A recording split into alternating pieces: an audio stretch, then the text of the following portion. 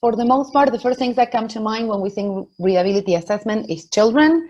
And that is true. They do need to find resources that match their reading and comprehension abilities. But let's dig a little deeper. Think about when you were looking for information in the last few months related to COVID. If you got, in response to a search, resources that were too technical, then you might not be able to comprehend their content, and therefore those resources will become irrelevant.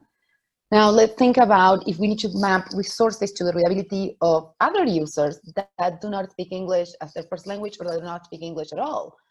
Most of the multilingual readability assessment tools nowadays are actually optimized, or for the most part trained on English resources. So do they really work to the expectations that we have to really be able to serve that population? So what Ian and I did was conduct a preliminary exploratory study.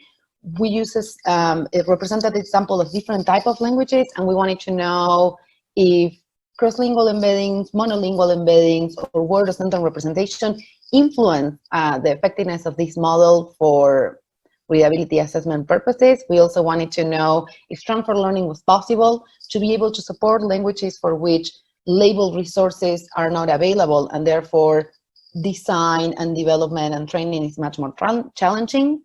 So we'll share, or we share in our work, a little bit of how different models are better suited for some language, but not all of them. How some languages can support, as opposed to hinder, multilingual assessment for some languages like Catalan or Basque, for which resources are very limited. We also share some lessons learned and some implications for our work. So we hope you'll read our late-breaking result and join us in the Q&A session later on. Thank you.